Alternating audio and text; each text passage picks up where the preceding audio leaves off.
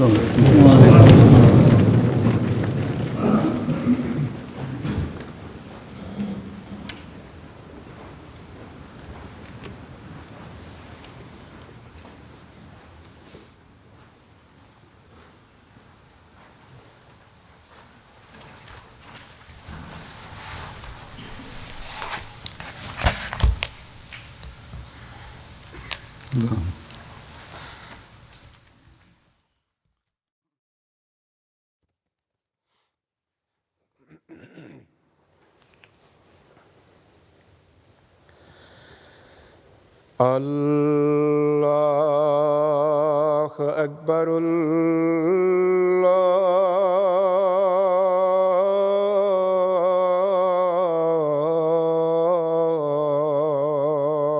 أكبر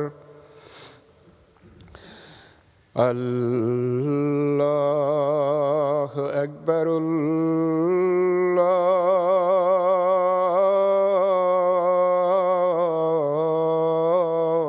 الله أكبر أشهد أن لا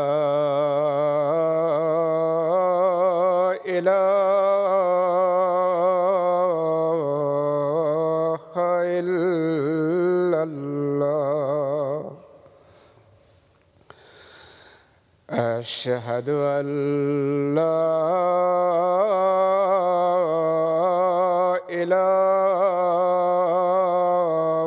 إله إلا الله أشهد أن محمدًا رسول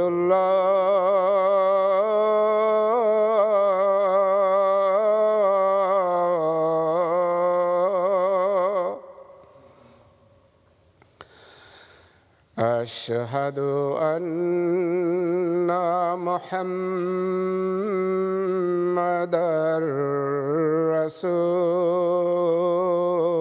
رسول الله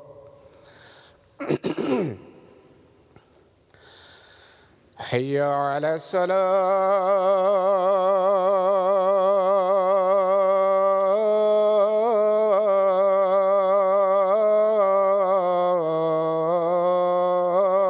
الصلاة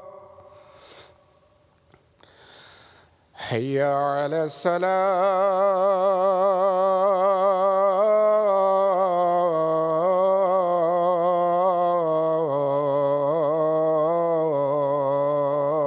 الصلاة حي على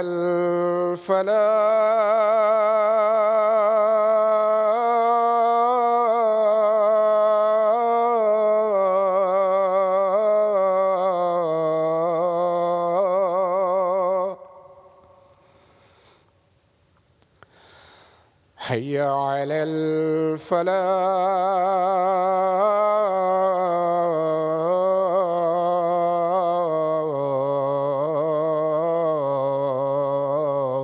الفلاح الله أكبر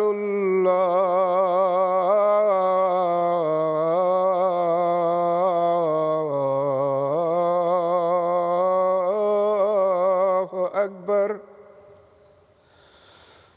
لا إله إلا الله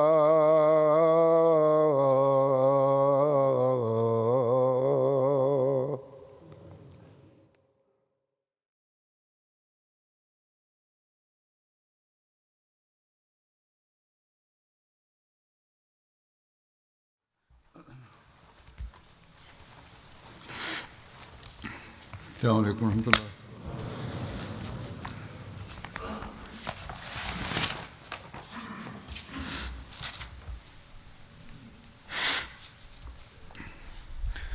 أشهد أن لا إله إلا الله وحده لا شريك له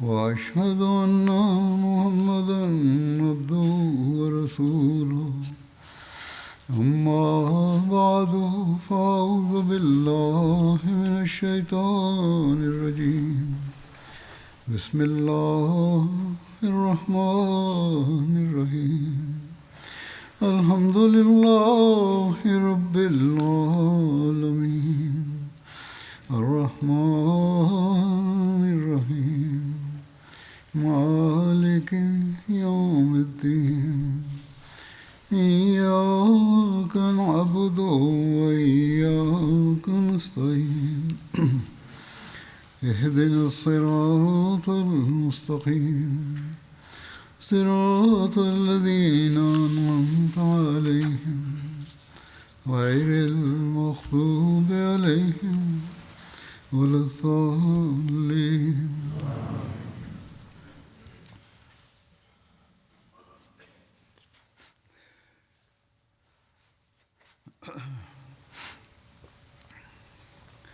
آج دو غزوات کا ذکر کروں گا. پہلے غزوے کا نام ہے غزوہ بدر الموعد، جو 4 ہجری میں ہوا. یہ غزوہ بدر الموعد، بدر الثانیہ، بدر الآخرہ اور بدر الصغریٰ کے ناموں سے معروف ہے. اس غزوے کے تاریخ کے متعلق مختلف قول ملتے ہیں. ابن ہشام اور ابن اسحاق کے مطابق حضرت صلی اللہ علیہ وسلم ماہ شعبان 4 ہجری میں بدر کی طرف روانہ ہوئے.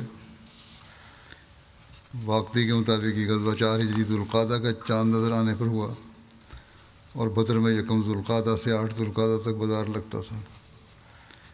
ایک روایت میں ذکر آتا ہے کہ آپ صلی اللہ علیہ وسلم شوال میں بدر کی طرف روانہ ہوئے تھے، یعنی مدینہ سے روانہ ہو کر حضرت صلی اللہ علیہ وسلم ذوالقعدہ کی چاند کی رات کو میدان میں بدر میں پہنچے. بہرحال ان تینوں اقوال کے مطابق یہ غزوہ 4 ہجری میں ہوا، البتہ مہینے میں اختلاف ہے. حضرت مرزا بشیر احمد صاحب نے بھی اس میں ضمن میں لکھا ہے کہ 4 ہجری میں جب شوال کے مہینے کا آخر آیا تو حضرت صلی اللہ علیہ وسلم 1,500 صحابہ کی جمعیت کو ساتھ لے کر مدینہ سے نکلے. اس غزوے کا سبب یہ ہے کہ ابو سفیان بن حرب جب غزوہ احد سے واپس پلٹا تو اس نے بآواز بلند کہا تھا کہ آئندہ سال ہماری اور تمہاری ملاقات بدر الصفراء کے مقام پر ہوگی. بدر کو بدر الصفراء بھی کہا جاتا ہے. ہم وہاں جنگ کریں گے. رسول اللہ صلی اللہ علیہ وسلم نے حضرت عمر کو فرمایا کہ اسے کہو کہ ہاں انشاءاللہ. علامہ بیضاوی نے لکھا ہے کہ نبی صلی اللہ علیہ وسلم نے خود جواب دیا تھا انشاءاللہ. بدر مکے اور مدینہ کے درمیان ایک مشہور کنواں ہے جو وادی صفرا اور جار مقام کے درمیان واقع ہے. بدر مدینہ کے جنوب مغرب میں 150 کلومیٹر کے فاصلے پر واقع ہے. یہ اس کی حدود جگہ کا ہے لوکیشن. زمانہ جاہلیت میں اس جگہ ہر سال یکم ذی قعدہ سے 8 روز تک ایک بڑا میلہ لگا کرتا تھا. کہنے کو تو ابو سفیان نے غرور میں آ کر یہ اعلان کر دیا تھا، لیکن اب جوں وعدے کا وقت قریب آ رہا تھا ابو سفیان مقابلے سے کترانے لگا تھا. لیکن ظاہر یوں کر رہا تھا کہ وہ ایک بہت بڑا لشکر لے کر آپ پر حملہ آور ہونے کی تیاری کر رہا ہے تاکہ یہ خبر اہل مدینہ تک پہنچ جائے اور عرب کے دیگر حصوں میں بھی پھیل جائے اور مسلمانوں کو اس سے خوف زدہ کیا جا سکے. اسی دوران بنو اشجع سے تعلق رکھنے والا ایک شخص نعیم بن مسعود مکے گیا. اس نے بعد میں اسلام بھی قبول کر لیا تھا. اس نے وہاں ابو سفیان سے ملاقات کی اور کہنے لگا کہ میں مکے سے اس غرض سے آیا ہوں مکے اس غرض سے آیا ہوں کہ تمہیں مسلمانوں کی تیاری کے متعلق آگاہ کروں. میں نے خود دیکھا ہے کہ ان کے پاس بے تحاشا اسلحہ، اونٹ اور گھوڑے ہیں. اور انہوں نے اپنے حلیف قبیلے کو بھی ساتھ ملا لیا۔ اب وہ بڑے زور و شور سے حملہ ور ہونے والے ہیں۔ دیکھو تم نے خود مقابلے کے لیے پکارا تھا، اب اس وعدے کا وقت قریب آ گیا ہے، لہذا تم میدان کارزار میں اپنے جوہر دکھاؤ۔ ابو سفیان بات ٹالتے ہوئے کہنے لگا کہ اے نعیم، تم جانتے ہو کہ ہمارے علاقے میں قحط سالی ہے، عرصہ دراز سے بارش نہیں ہوئی، پانی کے تالاب خشک ہیں، چراگاہوں میں مویشی اور سواری کے جانوروں کے لیے گھاس کا تنکا تک نہیں ہے، ہر طرف رزق کی تنگی ہے، لہذا عقل مندی اسی میں ہے کہ ہم یہ دن گزار لیں، اس کے لیے تم اہم کردار ادا کر سکتے ہو۔ مدد مانگی اس سے کہ تم مدینہ جا کر لوگوں کو ہمارے عزائم اور افرادی قوت کے متعلق بڑھا چڑھا کر معلومات دو اور اسے خوب مشہور کرو، تاکہ ہمارا بھرم بھی رہ جائے اور مسلمان خود ہی ڈر کے مارے بدر کی طرف نہ آئیں۔ نعیم نے کہا، اس کے بدلے مجھے کیا دو گے؟ ابو سفیان نے 20 اونٹوں کی پیشکش کی، جو نعیم نے بخوشی قبول کر لی اور کہا کہ یہ انعام سہیل بن عمر کے پاس کے سپرد کر دیا جائے، پھر میں اس کام کے لیے جاؤں گا۔ سہیل اس کا گہرا دوست تھا، اس کی یقین دہانی پر نعیم چلنے کے لیے تیار ہو گیا۔ اسے تیز رفتار اونٹ دیا گیا تاکہ اس منصوبے کو جلد از جلد عملی جامہ پہنایا جائے۔ نعیم نے رخت صبر باندھا اور مدینہ کی طرف چل پڑا۔ اس نے عمرہ کر کے سر مونڈ رکھا تھا، مدینہ کی طرف سرپٹ بھاگا جا رہا تھا۔ وہ فوراً مدینہ پہنچنا چاہتا تھا کہ کہیں اسلامی لشکر مدینہ سے چل نہ پڑے۔ چنانچہ جب وہ مدینہ پہنچا تو مسلمان بڑے جوش و خروش سے جہاد کی تیاری میں مصروف تھے۔ مسلمانوں نے اس سے پوچھا، نعیم کہاں سے آئے ہو؟ اس نے بتایا، میں عمرہ کر کے مکے سے آ رہا ہوں۔ انہوں نے کہا، پھر تو تمہیں ابو سفیان کے بارے میں علم ہوگا، اس کی جنگ کی تیاری کیسی ہے؟ اس نے کہا کہ ابو سفیان نے تو بہت لشکر اکٹھے کر لیے ہیں، سارا عرب اپنے ساتھ ملا لیا ہے۔ بڑا مبالغہ کیا اس نے، وہ اتنی بڑی فوج لے کر آ رہا ہے کہ اس کا مقابلہ کرنا تمہارے بس کی بات نہیں ہے۔ میری مانو تو تم لوگ مدینہ ہی میں ٹھہرے رہو، جنگ کے لیے مدینہ سے باہر مت جاؤ۔ وہ اتنے بڑے لشکر کے ساتھ حملہ آور ہونے والا ہے کہ اس سے صرف وہی بچ سکے گا جو بھاگ نکلے گا۔ تمہارے سرکردہ لوگ قتل کر دیے جائیں گے، خود محمد صلی اللہ علیہ وسلم زخموں کی تاب نہ لا سکیں گے۔ کیا تم مدینہ سے نکل کر موت کے منہ میں جانا چاہتے ہو؟ افسوس، تم نے اپنے لیے بہت برا فیصلہ کیا ہے۔ اللہ کی قسم، میں نہیں سمجھتا کہ تم میں سے کوئی بچ نکلے گا۔ بڑا مایوس کن باتیں کیں تاکہ وہ ڈر جائیں۔ اس نے باتوں کا ایسا پتنگڑ بنایا کہ کبھی ابو سفیان کی تیار کردہ سپاہ کی عددی کثرت کا تذکرہ، کبھی ان کے اسلحے کے ذخائر کا بیان، کبھی روسائے قریش کے جوش و خروش کی حکایت، کبھی ان کی خطرناک جنگی چالوں کی مدح سرائی۔ اس نے ایسی مہارت سے اپنی مہم چلائی کہ چند ہی روز میں مدینہ کی فضا خوف و ہراس سے مسموم ہو گئی۔ نعیم بن مسعود کی چال کارگر ثابت ہوئی۔ کمزور ایمان والے مسلمان اس کی افواہوں سے واقعی مرعوب ہو گئے، حتیٰ کہ جو بھی بات کرتا وہ نعیم بن مسعود کے قول کی تصدیق کرتا تھا۔ ہر مجلس میں ابو سفیان کے لشکر جرار اور خوفناک تیاری کا ذکر چھڑا ہوا تھا۔ مسلمانوں کی حالت دیکھ کر یہود اور منافقین خوشی سے پھولے نہیں سما رہے تھے اور ایک دوسرے کو یہ خوشخبری سنا رہے تھے کہ اب اسلام کے ماننے والوں کا وجود صفحہ ہستی سے مٹ جائے گا۔ مدینہ کی اس کیفیت کے وقت میں حضرت ابوبکر رضی اللہ عنہ اور حضرت عمر رضی اللہ عنہ رسول اکرم صلی اللہ علیہ وسلم کی خدمت میں حاضر ہوئے۔ انہوں نے عرض کی، یا رسول اللہ، اللہ تعالیٰ اپنے دین کو غالب کرے گا، اپنے نبی صلی اللہ علیہ وسلم کو عزت دے گا۔ ہم نے قوم کے ساتھ وعدہ کیا تھا اور ہم اس کی خلاف ورزی پسند نہیں کرتے۔ وہ یعنی کفار اسے بزدلی شمار کریں گے اگر ہم وہاں نہ جائیں میدان میں۔ آپ صلی اللہ علیہ وسلم وعدے کے مطابق تشریف لے چلیں، بخدا اس میں ضرور بھلائی ہے۔ یہ جذبات سن کر آپ صلی اللہ علیہ وسلم بہت خوش ہوئے اور فرمایا، والذی نفسی بیدہ لاخرجن وَإِن لَّمْ يَخْرُجْ مَعَيَّ أَحَدٌ، اس ذات کی قسم جس کے ہاتھ میں میری جان ہے، میں ضرور نکلوں گا خواہ میرے ساتھ ایک فرد بھی نہ نکلے۔ مسلمانوں نے رسول اللہ صلی اللہ علیہ وسلم کا عزم اور ہمت اور حوصلہ دیکھا تو خوف و ہراس کی کیفیت ختم ہو گئی اور وہ جوش و خروش سے تیاری کرنے لگے۔ حضرت مرزا بشیر احمد صاحب نے بھی اس غزوہ کے بارے میں لکھا ہے کہ غزوہ بدر الموعد کے بارے میں کہ ابو سفیان بن حرب باوجود احد کی فتح اور اتنی بڑی جمعیت کے ساتھ ہونے کے اس کا دل خائف تھا، اور اسلام کی تباہی کے درپے ہونے کے باوجود وہ چاہتا تھا کہ جب تک بہت زیادہ جمعیت کا انتظام نہ ہو جائے وہ مسلمانوں کے سامنے نہ ہو۔ چنانچہ ابھی وہ مکے میں ہی تھا کہ اس نے ایک شخص نعیم نامی کو، جو ایک غیر جانبدار قبیلے سے تعلق رکھتا تھا، مدینے کی طرف روانہ کر دیا اور اسے تاکید کی کہ جس طرح بھی ہو مسلمانوں کو ڈرا دھمکا کر اور جھوٹ سچ باتیں بنا کر جنگ سے نکلنے کے لیے باز رکھے۔ چنانچہ ایک شخص مدینے میں آیا اور قریش کی تیاری اور طاقت اور اس کے جوش و خروش کے جھوٹے قصے سنا کر اس نے مدینے میں ایک بے چینی کی حالت پیدا کر دی، حتیٰ کہ بعض کمزور طبیعت لوگ اس غزوے میں شامل ہونے سے خائف ہونے لگے۔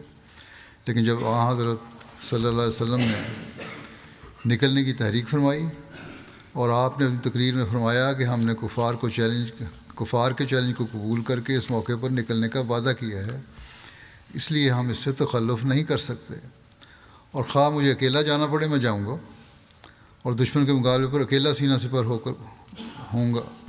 تو لوگوں کا خوف جاتا رہا اور بڑے جوش اور اخلاص کے ساتھ آپ کے ساتھ نکلنے کو تیار ہو گئے، دوبارہ تیاری شروع ہو گئی۔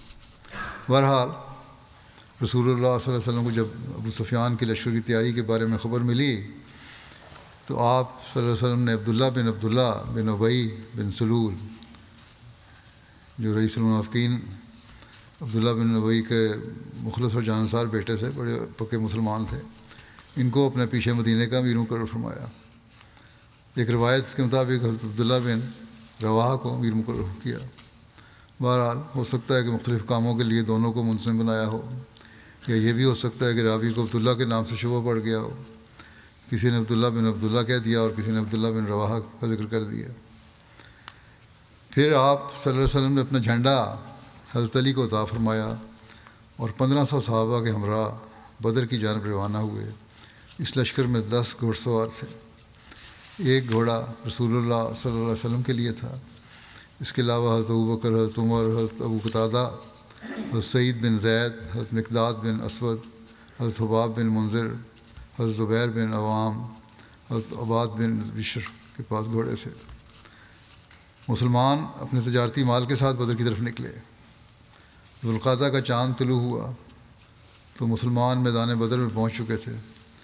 دیکھا جائے تو مسلمان تو ابو سفیان کے ساتھ لڑائی اور مقابلے کے لیے جا رہے تھے، لیکن ان کا تجارتی مال اور اسباب ساتھ لے کر نکلنا ان کے اس عزم و ہمت اور یقین پر دلالت کرتا ہے، اور کوئی بعید نہیں کہ نبی اکرم صلی اللہ علیہ وسلم کے ہی ارشاد یا اشارے پر وہ تجارتی اموال لے کر نکلے ہوں کہ ابو سفیان یا تو مقابلے پر آئے گا نہیں، اور اگر آیا تو بری طرح شکست کھا کے بھاگ جائے گا۔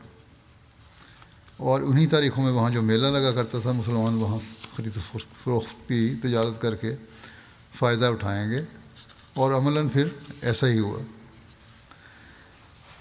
حضرت صلی اللہ علیہ وسلم کے مطابق ابو سفیان کے انتظار میں بدر میں قیام فرما وعدہ کے مطابق ابو سفیان کے انتظار میں بدر میں قیام فرما تھے کہ مخشی بن عمر زمری آپ کے پاس آیا۔ یہ بنو زمرہ کا سردار تھا، اور 2 ہجری میں اس قبیلے کے ساتھ مسلمانوں کا ایک معاہدہ ہوا تھا کہ آپ بنو زمرہ پر حملہ نہیں کریں گے، اور نہ بنو زمرہ آپ کے خلاف کوئی کارروائی کریں گے، نہ کسی کارروائی میں حصہ لیں گے، اور آپ کے کسی دشمن کی مدد بھی نہیں کریں گے۔ آپ نے کہا کہ اے محمد اس نے کہا کہ اے محمد صلی اللہ علیہ وسلم، کیا آپ اس چشمے پر قریش سے جنگ کرنے آئے ہیں؟ اس کی گفتگو سے آپ صلی اللہ علیہ وسلم نے اندازہ لگا لیا کہ یہ شخص قریش کی طرف جھکاؤ رکھتا ہے۔ آپ نے فرمایا کہ ہاں اے بنو زمرہ، کہ بھائی اگر تو چاہتا ہے تو ہمارے ساتھ اور ہمارے اور تمہارے درمیان جو صلح کا معاہدہ ہے اسے ختم کر کے ہم تم سے جنگ کر لیتے ہیں، یہاں تک کہ خدا تعالیٰ ہمارے اور تمہارے درمیان فیصلہ کر دے گا۔ مخشی نے کہا، اے محمد صلی اللہ علیہ وسلم، بخدا ہمیں آپ سے جنگ کرنے کی کوئی ضرورت نہیں۔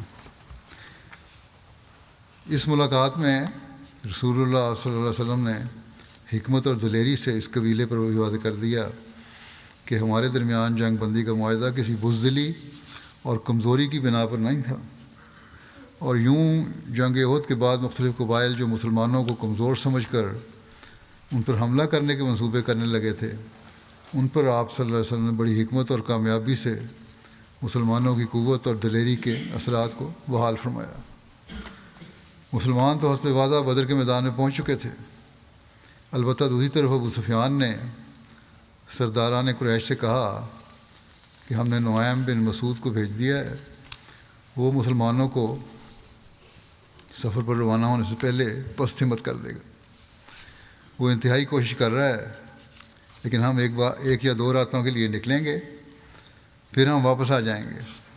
اگر محمد صلی اللہ علیہ وسلم سفر کے لیے نہ نکلے تو ہم بڑے آرام سے کہہ دیں گے کہ ہم تو گئے تھے لیکن محمد صلی اللہ علیہ وسلم اور ان کے ساتھی ہی نہیں آئے، اور اس طرح پر ہماری فتح ہوگی۔ اور اگر وہ سفر کے لیے نکل پڑے تو ہم ظاہر کریں گے یہ قحط کا سال ہے، ہمارے لیے شادابی کا سال نکلنے کے لیے بہتر ہوگا، اور یہ کہہ کر راستے سے ہی پلٹ آئیں گے۔ قریش نے کہا، یہ اچھا مشورہ ہے۔ اس پر کفار کا لشکر ابو سفیان کی قیادت میں مکے سے روانہ ہوا۔ ان کی تعداد 2000 تھی، ان میں سے 50 گھوڑے تھے۔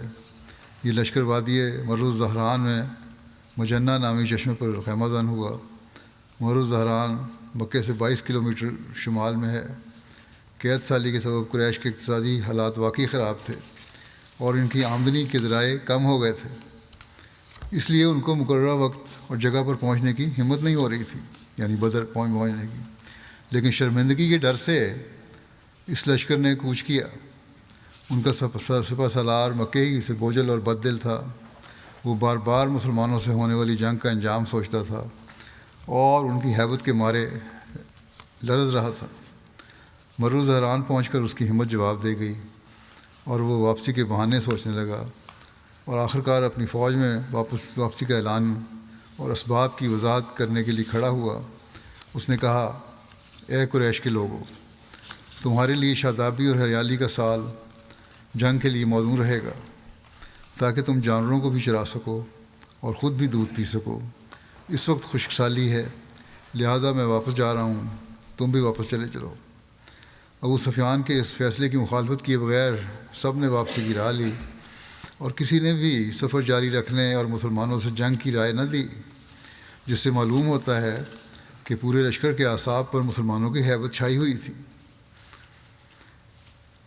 حضرت صلی اللہ علیہ وسلم کے وعدے کے مطابق ابو سفیان کے انتظار میں بدر میں 8 روز قیام کرنے کے بعد مدینہ واپس آ گئے، اور آپ اس غزوے کے لیے کل 16 راتیں مدینہ سے باہر رہے۔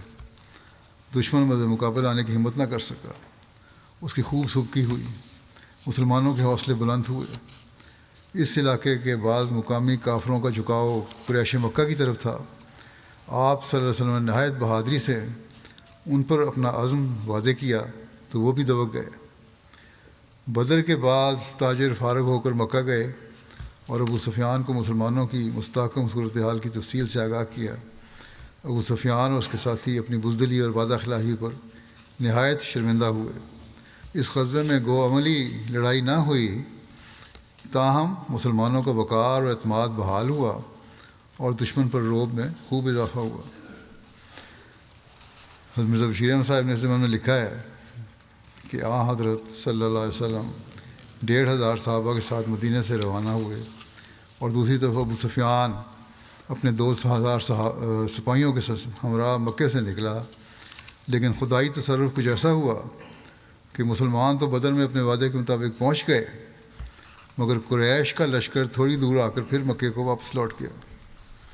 اور اس کا قصہ یوں ہوا کہ جب ابو سفیان کو نعیم کی ناکامی کا علم ہوا تو وہ دل میں خائف ہوا اور اپنے لشکر کو یہ تلقین کرتا ہوا راستے سے لٹا کر واپس لے گیا کہ اس سال قحط بہت ہے اور لوگوں کو تنگی ہے، اس لیے اس وقت لڑنا ٹھیک نہیں، جب کشائش ہوگی تو زیادہ تیاری کے ساتھ مدینہ پہ حملہ کریں گے۔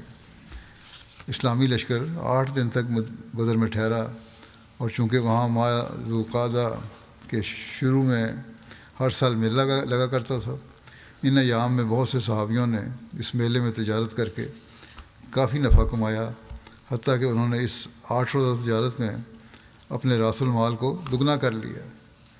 جب میلے کا اختتام ہو گیا اور لشکر قریش نہ آیا تو حضرت صلی اللہ علیہ وسلم بدر سے کوچ کر کے مدینہ میں واپس تشریف لے آئے، اور قریش نے مکہ میں واپس پہنچ کر مدینہ پر حملے کی تیاریاں شروع کر دیں۔ اب دوبارہ قریش نے واپس پہنچ کے شرمندگی مٹانے کے لیے اور مسلمانوں کو نقصان پہنچانے کے لیے پھر جنگ کی تیاریاں شروع کر دیں۔ تو بہرحال یہ انجام ہوا اس غزوے کا۔ دوسرا غزوہ ہے دومۃ الجندل، یہ ربیع الاول 5 ہجری میں ہوا۔ دومۃ الجندل مدینہ سے تقریباً 450 کلومیٹر کے فاصلے پر ہے۔ قدیم دور میں یہ سفر قریباً 15 یا 17 دنوں میں طے ہوتا تھا۔ یہ مدینہ کے شمال میں شمالی سرحد کے قریب ترین مقام تھا، شامی سرحد کے قریب ترین مقام تھا۔ یہاں بنو قضاء قبیلے کی شاخ بنو کلب کے لوگ آباد تھے۔ اس جگہ بہت بڑی تجارتی منڈی لگتی تھی جو بنو کلب کے زیر انتظام تھی۔ دومۃ الجندل کی وجہ تسمیہ کیا ہے؟ وہاں ایک قلعہ تھا جو پتھر کی خاص قسم سے بنایا گیا تھا۔ دوما کا لفظ اس جگہ پر بھی بولا جاتا ہے جہاں سیلابی ریلی کی وجہ سے گول پتھر خاصی مقدار میں جمع ہو جاتے ہیں۔ اس جگہ کو دوما کہنے کی وجہ سے یہ بھی ہے کہ حضرت اسماعیل کے 2 بیٹے دوما یا دومان کی طرف یہ منسوب ہے۔ بہرحال یہ اس کے نام کی وجہ ہے۔ اس غزوے کی تاریخ اور لشکر کی تعداد کے بارے میں لکھا ہے کہ یہ غزوہ تمام مورخین اور سیرت نگاروں کے نزدیک 5 ہجری میں ربیع الاول کی 25 تاریخ کو ہوا تھا۔ اس کی وجہ کیا بنی؟ اس کے بارے میں لکھا ہے کہ ابھی تک مخالفین کے ساتھ جتنی جنگی مہمات ہوئیں وہ کم و بیش مدینہ اور حجاز کے علاقے تک ہی محدود تھیں، اور یہ پہلی مہم تھی کہ جو مدینہ سے دور کم و بیش 15 دنوں کی مسافت پر رومی سلطنت کے صوبہ شام کی سرحدوں کے قریب وقوع پذیر ہونے جا رہی تھی۔ اس کا پس منظر یہ ہے کہ مسلمانوں سے پے در پے شکست کھانے اور مسلمانوں کے بڑھتے ہوئے رعب کو محسوس کرتے ہوئے دشمنان دین کسی ایسے موقع کی تلاش میں تھے کہ اسلام اور مسلمانوں کو جڑ سے ہی ختم کر دیا جائے۔ اس پر عمل کرنے کے لیے مدینہ کے انتہائی شمال میں شام کی سرحد سے ملحق دومۃ الجندل کے گرد قبائل نے اسلامی ریاست کو چیلنج کرتے ہوئے ایک بڑا لشکر ترتیب دینا شروع کر دیا۔ چیلنج کیا انہوں نے کہ ہم حملہ کریں گے۔ یہ لوگ تجارتی قافلوں کو لوٹ لیتے تھے، صرف یہی سے چیلنج نہیں تھا بلکہ فساد بھی برپا کیا ہوا تھا انہوں نے کہ قافلوں کو لوٹتے تھے، جو مسلمان ہاتھ لگتا اسے اذیتیں دیتے تھے۔ رسول اللہ صلی اللہ علیہ وسلم کو دومۃ الجندل کے ان قبائل کی تمام حرکتوں کی خبر دی گئی تو فیصلہ ہوا کہ قبل اس کے کہ دومۃ الجندل کے قبائل کوئی بڑی فوج تیار کر کے مدینے پر چڑھائی کر دیں، بہتر ہے کہ ان کے علاقے میں پہنچ کر انہیں اس طرح بکھیر دیا جائے کہ وہ مدینے پر لشکر کشی سے باز رہیں اور تجارتی قافلے امن سے شام پہنچ سکیں۔ اس کی تیاری کے بارے میں لکھا ہے کہ نبی اکرم صلی اللہ علیہ وسلم نے لوگوں کو نکلنے کا حکم دیا لشکر تیار کر کے، اور مدینہ میں حضرت صبا بن عرفتہ غفاری کو نائب بنایا، اور رسول اللہ صلی اللہ علیہ وسلم 1000 صحابہ کرام کا لشکر لے کر روانہ ہوئے۔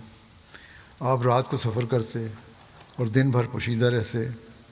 بنو عذرا کا ایک شخص راستہ بتانے کے لیے آپ کے ساتھ تھا۔ اس کا نام مذکور تھا۔ وہ ایک ماہر راستہ بتانے والا تھا۔ وہ تیزی کے ساتھ نکلا اور اس نے سفر کے لیے غیر مانوس راستہ اختیار کیا تاکہ دشمن کو خبر نہ ہو۔ جب رسول اللہ صلی اللہ علیہ وسلم دومت الجندل کے قریب پہنچے تو راستہ بتانے والے نے کہا، یہ بنو تمیم کی چراگاہ ہے، یہاں ان کے اونٹ اور مویشی ہیں، آپ یہاں ٹھہریں، میں معلومات لے کر آتا ہوں۔ رسول اللہ صلی اللہ علیہ وسلم نے فرمایا ٹھیک ہے۔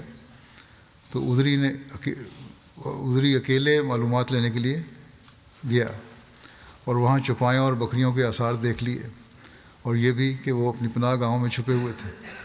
پھر وہ نبی کریم صلی اللہ علیہ وسلم کے پاس واپس آیا اور خبر دی کہ وہ ان کی جگہ پہچان چکا ہے۔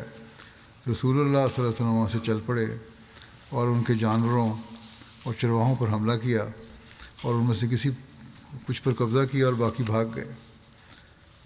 دومت الجندل والے منتشر ہو گئے، جو چھپے ہوئے لوگ تھے وہاں لڑنے کے لیے جو تیاری کر رہے تھے، اور رسول اللہ صلی اللہ علیہ وسلم نے ان کے میدان میں پڑاؤ ڈالا۔ حضرت صلی اللہ علیہ وسلم نے وہاں چند دن قیام کیا اور مختلف گروہ ارد گرد بھیجے۔ اسلامی دستے بحفاظت آپ کے پاس واپس پہنچے۔ ہر گروہ کچھ اونٹ لے کر آیا، لیکن انہیں کوئی آدمی نہ ملا۔ صرف حضرت محمد بن مسلمہ ان میں سے ایک آدمی کو پکڑ کر اپنے نبی کریم صلی اللہ علیہ وسلم کے پاس لے آئے۔ نبی کریم صلی اللہ علیہ وسلم نے اس سے اس کے ساتھیوں کے بارے میں دریافت فرمایا تو اس نے کہا کہ گزشتہ رات جب انہوں نے سنا کہ آپ نے ان کے جانور پکڑ لیے ہیں تو وہ بھاگ گئے۔ رسول اللہ صلی اللہ علیہ وسلم نے اسے اسلام کی دعوت دی تو وہ مسلمان ہو گیا۔ مرزا بشیر احمد صاحب نے بھی اس بارے میں لکھا ہے کہ غزوہ دومت الجندل کے بارے میں تحریر کرتے ہوئے کہ دومت الجندل شام کی سرحد کے قریب واقع تھا اور مدینے سے اس کا فاصلہ 15-16 دن کی مسافت سے کم نہ تھا۔ اس غزوے کی وجہ یہ ہوئی کہ حضرت صلی اللہ علیہ وسلم کو یہ اطلاع موصول ہوئی کہ دومت الجندل میں بہت سے لوگ جمع ہو کر لوٹ مار کر رہے ہیں، اور جو مسافر یہ قافلہ وغیرہ وہاں سے گزرتا ہے اس پر حملہ کر کے اسے تنگ کرتے ہیں اور اس کا مال و متاع لوٹ لیتے ہیں۔ اور ساتھ ہی یہ بھی اندیشہ بھی پیدا ہوا کہ کہیں یہ لوگ مدینے کا رخ کر کے مسلمانوں کے لیے موجب پریشانی نہ ہوں، چونکہ حضرت صلی اللہ علیہ وسلم کی جنگی کارروائیوں کی ایک اہم غرض قیام امن بھی تھی۔ اصل مقصد آپ کا جنگی کارروائیوں کا امن کا قیام تھا۔ اس لیے باوجود اس کے کہ ان لوگوں کی اس لوٹ مار سے مدینہ کے مسلمانوں کو حقیقتاً کوئی زیادہ اندیشہ نہیں تھا، آپ نے صحابہ میں تحریک فرمائی کہ اس ڈاکہ زنی اور ظلم کے سلسلے کو روکنے کے لیے وہاں چلنا چاہیے۔ چنانچہ آپ صلی اللہ علیہ وسلم کی تحریک پر 1000 صحابی اس دور دراز کے تکلیف دہ سفر کو اختیار کر کے آپ کے ساتھ ہو لیے، اور آپ ہجرت کے 5ویں سال ماہ ربیع الاول میں مدینہ سے روانہ ہوئے اور 15-16 دن کی طویل اور پرعزم مشقت مسافت طے کرنے کے بعد دومت الجندل کے قریب پہنچے، مگر وہاں جا کر معلوم ہوا کہ یہ لوگ مسلمانوں کی خبر پا کر ادھر ادھر منتشر ہو گئے تھے، اور گو حضرت صلی اللہ علیہ وسلم وہاں چند دن تک ٹھہرے اور آپ نے چھوٹے چھوٹے دستے بھی ادھر ادھر روانہ فرمائے تاکہ ان مفسدین کا کچھ پتہ چلے، مگر وہ کچھ ایسے لاپتہ ہوئے کہ ان کو کوئی سراغ نہیں ملا۔ البتہ ان کا ایک چرواہا مسلمانوں کے ہاتھ میں قید ہو کر حضرت صلی اللہ علیہ وسلم کی تبلیغ سے مسلمان ہو گیا، اور آپ چند دن قیام کے بعد مدینے کی طرف واپس تشریف لے آئے۔ دومت الجندل سے واپسی کے بارے میں لکھا ہے کہ رسول اللہ صلی اللہ علیہ وسلم تقریباً 3 دن کے قیام کے بعد تمام لشکر کے ساتھ مدینہ کی طرف روانہ ہو کر 20 ربیع الثانی کو مدینہ واپس تشریف لے آئے۔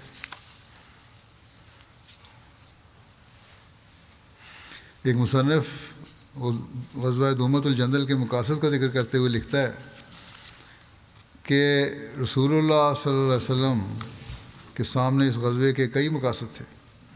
یہ بجائے خود جنگ نہ تھی تاہم اسے جزیرہ نمائے عرب کے شمال تک کے حالات سے باخبر رہنے اور دیکھ بھال کا موقع میسر آیا۔ جزیرہ نمائے عرب میں قوت کے اصل مراکز کا کھوج بھی اس کے اہداف میں شامل تھا۔ اس کے ساتھ غزوہ دومۃ الجندل اپنے نتائج و ثمرات کے اعتبار سے بھی بہت مفید ثابت ہوا۔ سارا علاقے کا پتہ بھی لگ گیا، اور یہ مقصد تھا کہ علاقے کا پتہ لگ جائے اور جو ظلم ہو رہا ہے اس کو بھی دور کیا جائے۔ بہرحال لکھتا ہے کہ عملاً نہ ہونے والی یہ جنگ رحمت ربانی سے مسلمانوں کے لیے آئندہ کی فتح و نصرت کے نتائج سمیٹ رہی تھی۔ یہ ایک عسکری کارروائی تھی جو در حقیقت مستقبل کی ممکنہ جنگ کا سد باب تھی۔ اصل میں تو جو جنگ ہو سکنے کا جو امکان تھا اس کو روکنے کے لیے یہ کارروائی تھی، کیونکہ اس علاقے کے بہت سارے عربی قبائل مدینہ پر چڑھائی کا ارادہ رکھتے تھے۔ علاوہ ازیں یہ ایک سیاسی جنگ بھی تھی جس نے ان قبائل کی ممکنہ حملہ آوری کو روکا جو جنگ احد میں مسلمانوں کی عارضی شکست سے فائدہ اٹھا کر مدینے پر چڑھ دوڑنے کا خواب دیکھ رہے تھے۔ اس جنگ کا ایک مقصد عربوں کی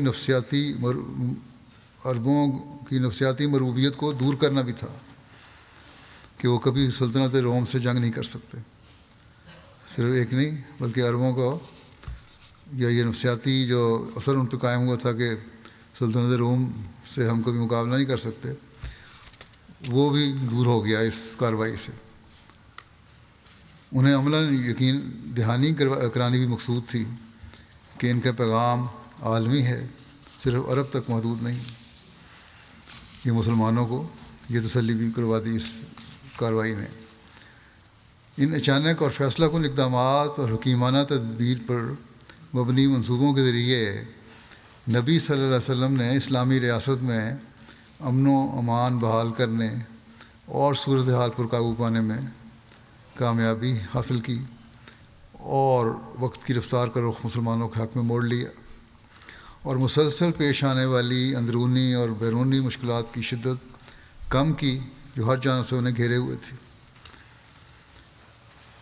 بہت سارے لوگ جو مخالفین تھے وہ بھی اس کارروائی سے باز آ گئے، اندرونی طور پر منافقین بھی اس سے باز آ گئے، چنانچہ منافقین خاموش اور مایوس ہو کر بیٹھ گئے، عرب کے بدو ڈھیلے پڑ گئے اور مسلمانوں کو اسلام پھیلانے اور رب العالمین کے پیغام کی تبلیغ کرنے کا موقع میسر آ گیا۔ حضرت مرزا بشیر احمد صاحب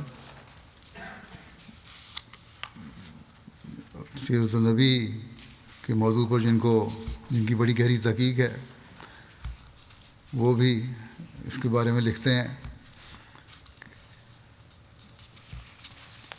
کہ یہ غزوہ اس رنگ میں پہلا غزوہ تھا کہ اس کی غرض یا کم از کم بڑی غرض ملک میں امن کا قیام تھا۔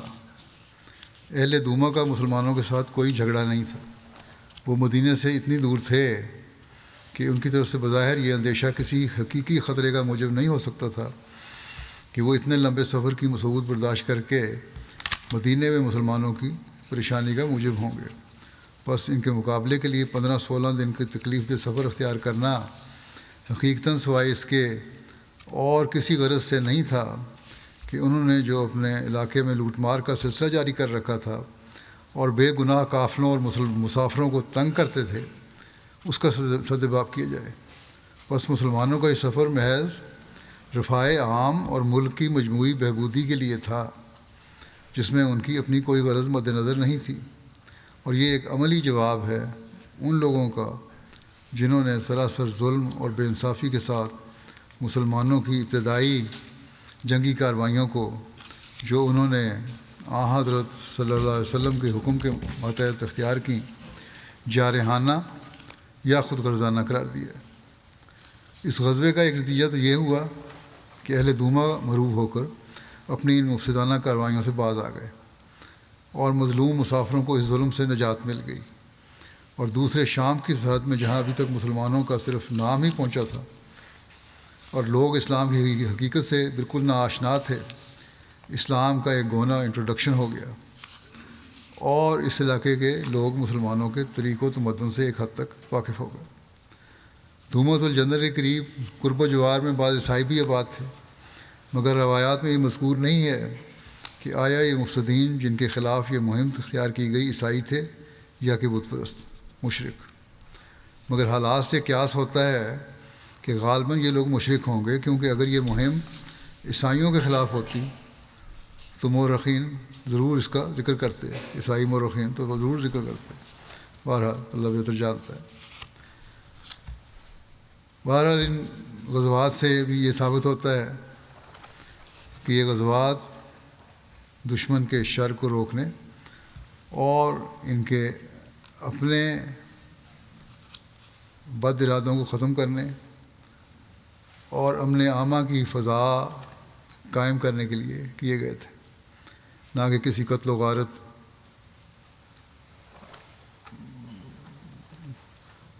اور ناجائز تصرفات کے لیے اور امن برباد کرنے کے لیے۔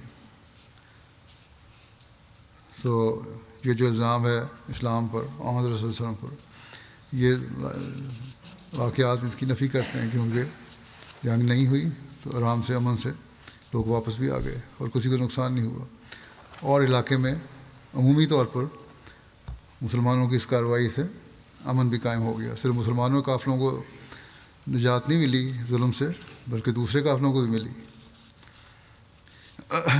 یہ دونوں واقع جو تھے غزوے، ان کا ذکر ختم ہوا۔ دعا کی طرف بھی توجہ دلانا چاہتا ہوں دوبارہ۔ دعا کریں اللہ تعالیٰ دنیا میں عمومی امن بھی قائم فرمائے، وہ امن جس کی خاطر حضرت صلی اللہ علیہ وسلم نے اپنے زمانے میں بھی کوششیں کی، اور یہی مقصد تھا آپ کے آنے کا، یہی مقصد ہے اسلام کی تعلیم کا۔ یہ سب کچھ اللہ تعالیٰ کے خاص فضل سے ہی ہو سکتا ہے، اس کے لیے دعاؤں کی ضرورت ہے۔ بظاہر لگتا ہے کہ دنیا والے اب اپنے پاؤں پر کلہاڑا مارنے پر تلے ہوئے ہیں، ظاہری طور پر امن کی صورت نظر نہیں آ رہی۔ دوسرے ان مغربی ممالک میں اب مسلمانوں کے خلاف بھی مہم بہت تیز ہو گئی ہوگی، آئندہ خیال یہی ہے کہ اور مزید ہوگی۔ اس کے لیے بھی انہیں مسلمانوں کو اپنی بقا کے سامان کرنے ہوں گے، ایک اکائی بننا ہوگا، اپنی حالتوں کو بہتر کرنا ہوگا۔ اللہ تعالیٰ کرے کہ یہ اسے سمجھنے والے ہوں۔ مسلمان ملکوں میں، سوڈان وغیرہ میں مسلمانوں پر ظلم کر رہے ہیں، اس کے لیے بھی دعا کریں، اللہ تعالیٰ انہیں بھی امن قائم کرنے کی توفیق دے۔ جو مقصد ہے اپنا دین کا، اس کو یہ بھول گئے ہیں، بھائیوں کو مار رہے ہیں۔ تو یہی وجہ ہے کہ جو غیر ہیں وہ بھی مسلمانوں پر ظلم کر رہے ہیں۔ اللہ تعالیٰ ان کو اپنی اناؤں اور ذاتی خواہشات کو پورا کرنے کی خواہشات کو پورا کرنے کے بجائے ملک و قوم کی خدمت کرنے والا بنائے، اور امن برباد کرنے والے ہونے کے بجائے امن قائم کرنے والا بنائے۔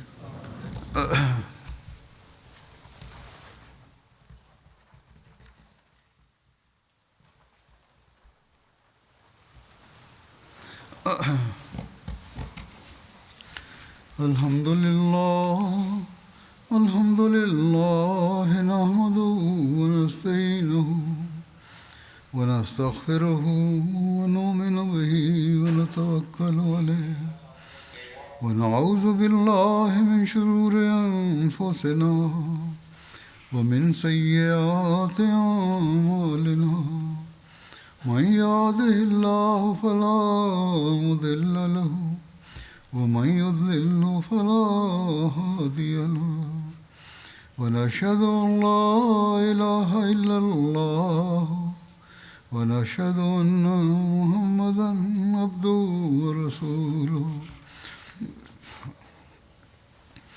عباد الله رحمكم الله إن الله يأمر بالعدل والإحسان وإيتاء ذي القربى وينهى عن الفحشاء والمنكر والبغي يعظكم لعلكم تذكرون اذكروا الله يذكركم وادعوه يستجب لكم ولذكر الله أكبر.